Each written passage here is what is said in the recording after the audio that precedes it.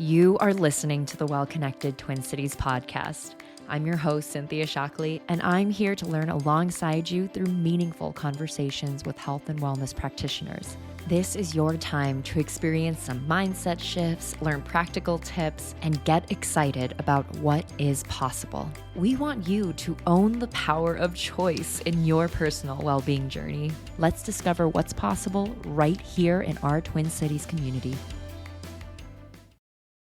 Hello and welcome to the Well-Connected Twin Cities podcast. I'm your host, Cynthia Shockley, and today I'm speaking with Kristen Hutchison about the healing power of writing for chronic illness.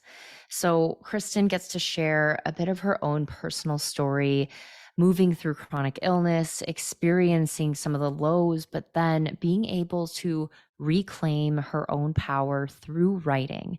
And so now she's on a mission to share this tool with others who are living with chronic illness and even caregivers who are supporting those with chronic illness, because she has been able to experience firsthand how important it is to be the main character in your own life, to reclaim that agency in making your own choices, being able to define your own story. So I'm really excited for you to sit back and listen to this amazing story and hear about the upcoming writing group that she is starting in February of 2024.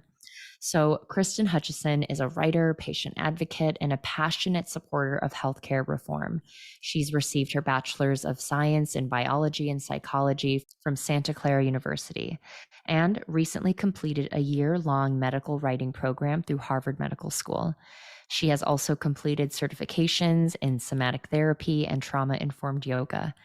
Kristen was diagnosed with ulcerative colitis when she was in high school and has lived with the condition for over 15 years. During one of the low points in her medical journey, when her ulcerative colitis was flaring severely, Kristen started journaling. She felt isolated as a young woman with an invisible chronic illness and needed an outlet to express herself. Kristen knows of the healing power of sharing stories and gathering in community to be seen and understood. And here we are with Kristen Hutchison. Hello. So glad you can be on the podcast today. Thank you for having me, Cynthia. I'm really excited to talk to you. Yes. And I know we got to have a little pre-interview chat before, and I was just so excited to have this conversation because I know writing is something that's been so helpful to me in my own personal journey. And it's something that I've been able to use as a tool with my own clients. And I just know there's so much power here. So I'm excited to dive into some of the science and some of your own experience and why this is of passion to you. But before we dive into your actual work, we just did an episode on vision boarding and just setting intentions for the new year. And so I was curious for you, what is a value of yours that you've been prioritizing lately? Yeah, oh, I love vision boards. I just did one with a good friend of mine. Nice. And yeah, they're really great. I think that one value I'm prioritizing is definitely rest. I think that in our hustle culture, I sometimes get caught up in it and struggle with balancing the rest and kind of decompression that we all need and that rebalancing. Like we are speaking, it's the holiday season and you need that time to restore on your own. And I think that that's a very valuable thing to remember as we get back into working and get back into the swing of things. I think rest is deeply powerful and necessary for all of us. So, yeah, focusing on that. Yeah. I did not do a good job of rest this year. I had it on my vision board. I had a little Yeah. hibernating bear, and I was like, okay, I'm going to let myself hibernate. I'm going to let myself rest. And I think I did for a little bit, maybe a month or so. And then it was just the floodgates opened. So Yeah, I'll have to exactly. I'll have to bring that back into my vision board again this year.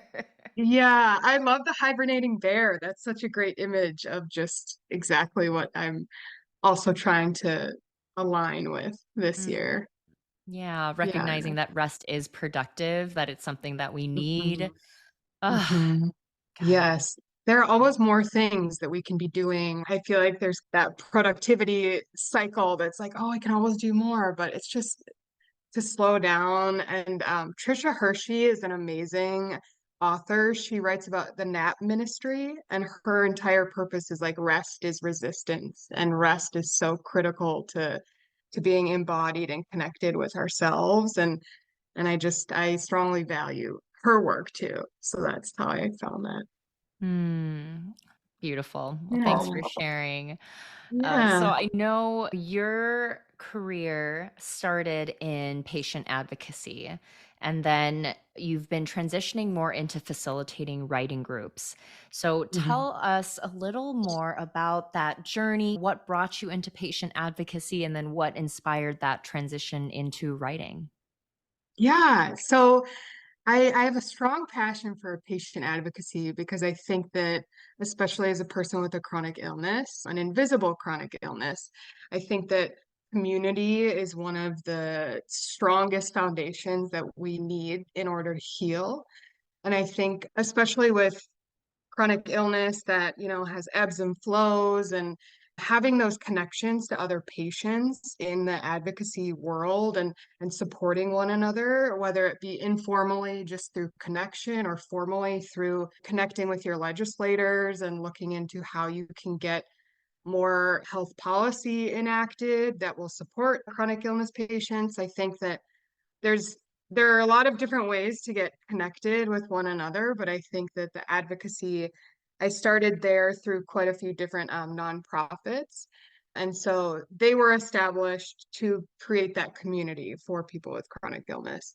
So I've connected with them there, and then I've transitioned into the question of how can I use my experiences in my health journey in order to create my own writing group, because that's a way that I've connected with others in the past through these nonprofit groups. A support group mixed with an expressional art group, I would say, is the goal here that I'm creating. And so I'm really excited to use my experiences and my stories to bring to the table and share with others, as well as create that space for others to come and share their stories too. Hmm. Yeah, that's Yeah. amazing. And Yeah. I love the theme again and again of providers showing up, sharing the tools that helped them.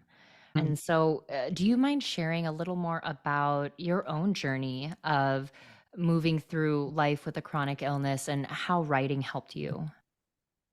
Yeah, definitely. So I was diagnosed back in 2009, and I was a senior in high school. And it was very isolating originally. And as I was mentioning before, especially with ulcerative colitis, there are a lot of ups and downs. A few years after I was diagnosed, I didn't have a medication that was working. And so I was flaring pretty significantly. I had a lot of symptoms. And when I was staying at my mom's house, and I realized I have all these things I'm going through that are, it's essentially the internal battle against this disease. And I was like, not many people will understand this. It's not something you can really like bring to the kitchen table and say, hey, mom, like this is what's going on. And she'd be like, oh, I understand. So I started writing. I started saying to myself, I have all these things I'm going through, and I just need to get them out somehow, and put them on paper. And it felt so much better just physically and emotionally to write down what I was going through. And instead of kind of having that stubborn mindset of like, oh, I'm just going to push through, and like these stories don't matter that much, I'll just get better. I felt like what I was going through was really valuable and really challenging. And I wanted to share that in some way. And even if someone wouldn't understand, like your family member or something, you could still share your story in some capacity. And I felt like that was very healing for me. And I'm Yeah. sure to for anyone out there with the same condition to be able to hear the story, it validates in a way that other people just can't. It's just not Mhm. possible. We have such different lived experiences, but Mhm. having the same condition and being able to be seen in that way is so important. Well Connected exists to help you discover the practitioner that aligns with your values. We believe that finding the right fit should be simple and maybe even fun. When you visit wellconnectedtwincities.com, you can search for local practitioners by categories like chiropractic or herbalism, or you can search by condition or symptom in the directory to find practitioners of various healing modalities who can help. Discover over 100 local practitioners, browse articles, take classes, and listen to interviews by these very practitioners to learn who is the right fit for you. No matter what it is, we are here to help you say yes to the next stop on your healing journey. I know in your own experience, you felt the power of writing and how that really helps to heal you. What do you know about any research or any findings about writing as a therapeutic tool? Yeah, so in my bio, you mentioned that I completed a year-long medical writing program, and we had a lot of seminars there. We had a woman named Annie Brewster and Jonathan Adler. They were two people that came and gave us a lecture during this program, and their work, I actually have their book. It's The Healing Power of Storytelling. And so Annie Brewster is a physician who was diagnosed with MS. And she realized there's this big gap in the patients telling their stories to the physicians and how impactful it is to share your stories.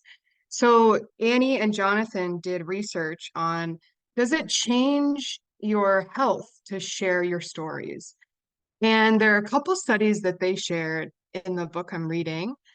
And it was about increasing the agency of the people in the study. So they found that this affected mental health, which is connected to agency. So they said when the patients were sharing their stories in any capacity, writing them down, speaking them out loud, they found a greater sense of agency. So it was essentially saying, I feel like I have a bit more control over what's going on, and this disease isn't just running the whole ship. And I think that's a huge component of people, especially with chronic illness, to sometimes feel like I don't have agency over this disease. It kind of is coming at me, and we just go with the flow. And I felt that many times. So I think it was really interesting to see that through their study, that increase in agency and control over your life with the disease, not just the disease leading your life.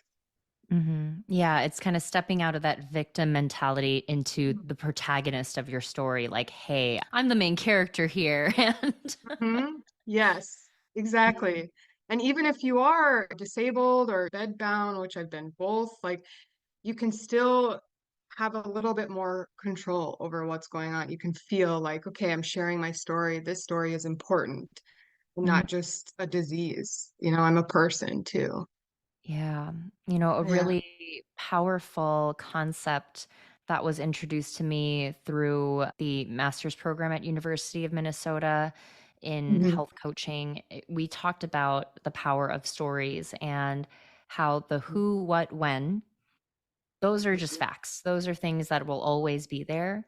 But the Hmm. why and the how are where the writer, the storyteller has so much power to really define what that journey is. The why and the how could change a character into a villain or into a hero. We see this in how history is written by the victors and Hmm. who is the hero versus who's the villain in the Hmm. history books. So to have the power, that agency to say, this is the why, this is the how, and to be in control of that is huge. Hmm. Yeah, absolutely. I definitely agree. I also think sharing our stories brings more meaning making into what's happening. You're trying to find those why and hows. And I think, yeah, it's really valuable. Mm. And Hmm.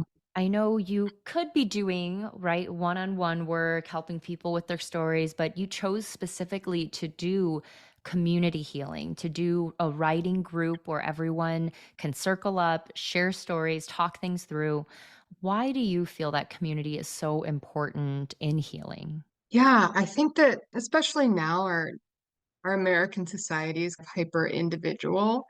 I have resilience and strength. I can do this by myself. And we've really lost touch with the power that the community brings in healing. And as you were mentioning before, I think especially finding that validation in another person that maybe has been like, I've been there. Like I've experienced the same thing you have. I think that is just a priceless interaction. And I loved that as I was going through these past 15 years with colitis. I reached out to people who had gone through the surgeries I went through and before I went through them. And I said, what can I expect? Like what's coming? And it's just that was life changing to have people around you and to say, you'll be okay. Like, I've been through this and I made it through. And even more lighthearted, making jokes about something that's really challenging and finding some levity in really serious health conditions, I think is incredibly valuable. So, just having people around and creating a space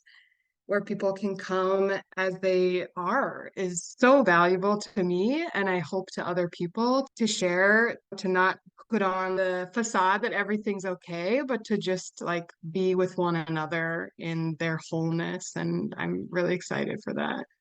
Yeah, because something you said earlier is coming back to me now about having a chronic condition, something that is invisible, especially. It's hard to go to a parent or a friend who doesn't Mhm. have that experience and just unload on them, right? For them to Mhm.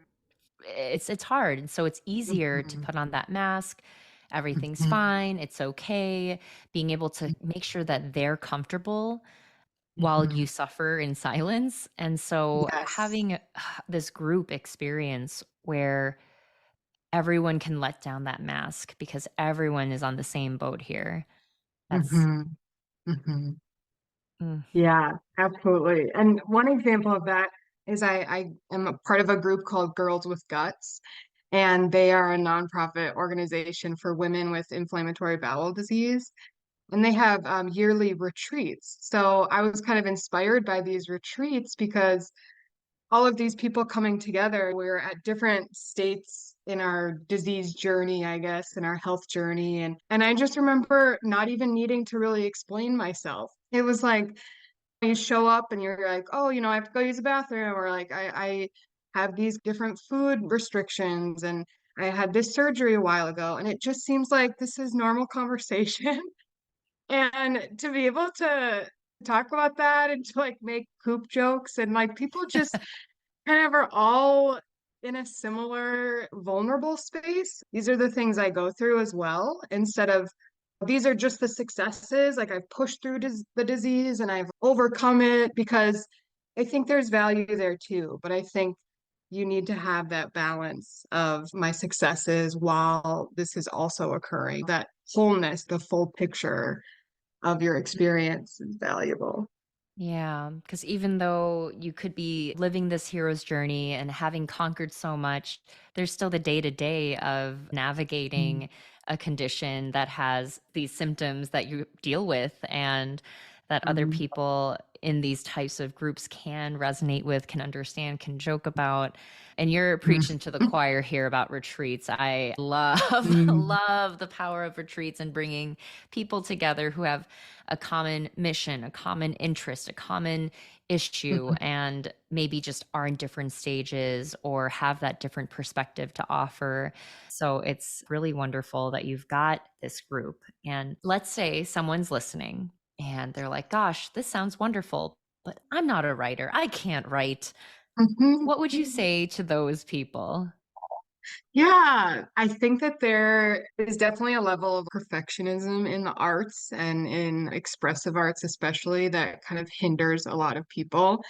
And when I started writing, it was like 2015. I just started journaling and drawing pictures. And it was because I knew no one's going to critique this. Nobody is going to say you're not doing this right. Because when you share your story about what you're going through, there's no right or wrong. It's a very objective experience and saying, this is how I felt when I went to this doctor's appointment and he ignored me the entire time. Or this is what the pain felt like when I had to give myself injections once a week. I think that the critique can override our need to share. And I think that there's no, oh, now I'm a writer. I don't think there's a point where through my academic experience, through my professional journey, I don't think there's a point where I'm like, oh, now I'm good at this. I think that it's really important to give yourself that levity and give yourself the room to quote unquote make mistakes and not have correct sentence or complete sentences. Or there's just all of this that we learned in school that kind of makes it like, oh, I don't know how to create a full storyline or have the plots and characters all line up. And I think this group is more for expressing ourselves among one another and sharing what our feelings were in different circumstances, because I found a lot of the time through different medical procedures and tests and exams, you disconnect a little bit with how you're feeling in order to get through something that's challenging. And so I think for me, it's been very healing to really reconnect to my body and ask myself, how am I feeling through this in this doctor's office or when I'm wearing this paper gown? What am I experiencing here? Because that's really valuable too. I think we are also experiencing a lot of feelings and emotions in our body that Mm. is very healing to release once we're able to. I love that connection there, that knowing that you're gonna write about something even, right? So even getting in that Mhm. mindset of I want to write about my experiences and about my experience in the hospital Mhm. invites a different level of presence and mindfulness. Mhm. You're actually noticing Mhm. and like, oh, how do I feel right now? And what is this Mhm. emotion? Is this fear? What's so it helps you almost process because you know that writing about it is something you want to do in the future. Definitely. Yeah, and I don't want to discredit there is a lot of medical trauma, like medical PTSD related to a lot of these procedures and things that I've experienced. And so just speaking for myself, it has been easier to just disconnect and get through these very challenging things. But as I've been, writing my story and connecting back in myself and healing through those periods, I've just known that, yeah, expressing it once you're ready is just another step forward. And yeah, that's what I'm here for. Mm, amazing. So, yeah, to prioritize expression over perfection, it sounds like is Mm. a way to be able to move forward, to take advantage of this as a tool and not as a performance, right? It's for Yes, you. exactly. Yes. Oh, Yeah, I that's love great. that expression over perfectionism. Yes. Yes, good, good. I mean, I know that's Mhm. something I think everyone needs to learn eventually because yeah, so the education system teaches us there's a right and a wrong way to do everything, and you're going to get graded, so watch Mhm. out. Mhm. Exactly. We got a lot of unlearning to do for that one. Mhm. Yep. Yeah. Well, I know that you're leading the writing groups at Sankalpa, which is amazing, such a beautiful space. Mhm. So, first of all, when are these writing groups happening? And then who are the people who might benefit from joining the groups? Yeah, definitely. So I'm hosting it Sankalpa, but I also am going to have a virtual option for people that are unable to make it. So I just want to mention we're going to have the in-person option that I'm going to start. Let's see, the first day is February 15th, and that's going to be in the evening from 6 to 7:30. And so that will be at Sankalpa out in Bloomington. And I'm going to have a Zoom link as well. And like I said, I want it to be as accessible as possible. So I want people to bring whatever they need to write, whether that be a pen and paper or a laptop or whatever they need to physically do that.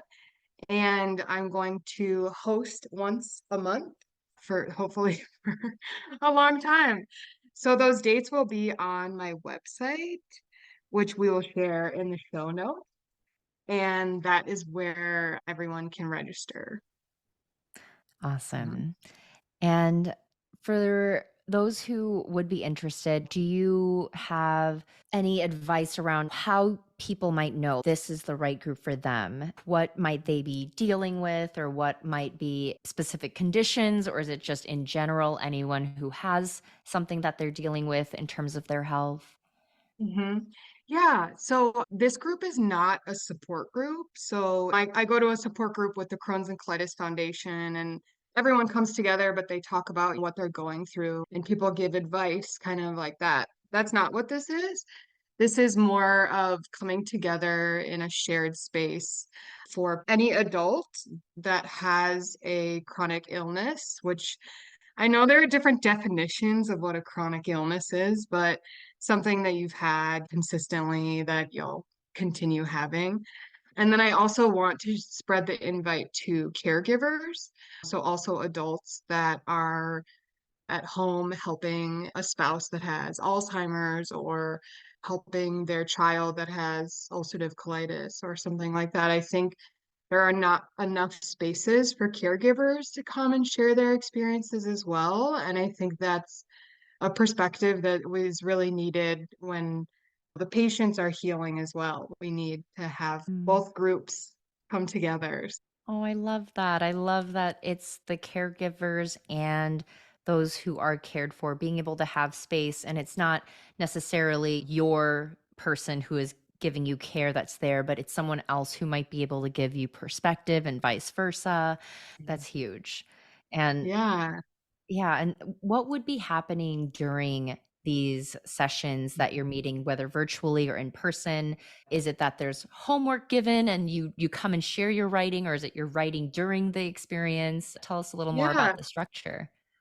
Definitely. So I've gone to different writing groups and I was inspired by one that you come together and I am going to organize a prompt that is related to different feelings. So we're going to go through and each person can choose which one is coming up for them, whether that be I have an experience where I was angry or I was feeling grief. And so I want people to bring materials where they can do free writing. So at the beginning, we'll come together and I'll introduce myself, and then we can settle into the space and I'll work on different prompts. And then we can do free writing, or we will do free writing for a little while. And then we'll take a break and then we can share our stories and be together through that. It's from 6 to 7:30, but I wanted to say 6 so people can start coming in, and then we'll be writing for about 30 or 40 minutes. That starts at 6:30. Another thing is to have people be able to come into the space and get comfortable. And especially Sankalpa has a lot of great yoga mats and areas where you can lay down and rest for a little while and stretch if you'd like to. So that's another part of coming into the space and then being able to share our stories with one another. Yeah, Sankalpa is just like this little nest. Like you just feel so cozy there. You take your shoes off and you have all the little props to support yourself. So I think that's going to Yeah. be a perfect space for the writing group and just to feel comfortable sharing. So now if someone is like, yeah, that sounds great, how do they sign up, get started? What's that process look like? hmm Yeah, so I have a sign up link on my website, and we'll put the link in the show notes. But the main page for my website is khutchison.com. So it's the first letter of my first name, Kristen, and then my last name, Hutchison, Hutchison, and then .com. So khutchison.com has a couple of different tabs that explain some of my medical writing experience and a little bit more about myself and my patient advocacy journey and some of the certificates I hold and things like that. So there is one tab that has the link to our class, and that is the sign up link, and you'll be able to put in your contact information, and the class is on a sliding scale. It's like pay as you feel comfortable. So I'm starting the class at $15 and then whatever you feel is appropriate from there. So you'll be able to input that and your information on the website. So that will come to me. I love how Yeah. it's accessible. You can pay what makes sense for you and Hmm. still find that community. That's wonderful. Hmm. Yeah, definitely. Well, Kristen, I know we've talked about some of your journey and your passion around creating a space for people to connect, to really cultivate their story, to take that power and agency back into their own hands. If there was one takeaway that listeners left this conversation with, what would you hope that it would be? Yeah, I think that the main takeaway is that your story is important and your story can help a lot of other people, whether you think, oh no, I'm just trying to get through this on my own and have that kind of individual mindset, which I had for a really long time.